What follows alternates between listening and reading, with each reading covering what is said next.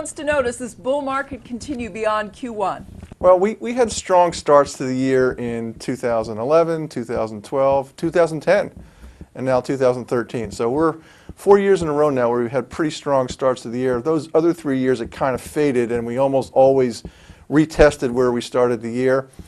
This year is a little bit different because what happened this year was that the bond market actually sold off here in the first quarter. That didn't happen at the start of those other years. So maybe there's a little bit of a rotation going on that hadn't happened before. The economy's in better shape. So, you know, I wouldn't be surprised if we do hit those all-time highs here soon, but also wouldn't be surprised if we then maybe begin to fade a bit and maybe go back to where we started the year.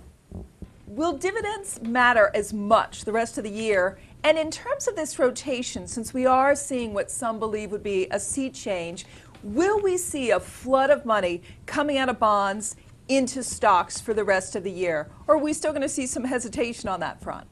Well, we've already seen, so far this year, I just did a quick count, 9 of the first 12 weeks of the year we've seen inflows into equity mutual funds. That's a pace we haven't seen in many, many years, if at all. So some of that is that rotation we talked about, but I think the dividends that you mentioned earlier is also part of it. People now know what their dividends are going to be taxed at. They didn't know that at the end of last year. They didn't know it through all of last year. A lot of uncertainty there. Now that people know what their dividends are going to be taxed at, that's sort of a safe first step from cash, maybe into dividend-paying stocks.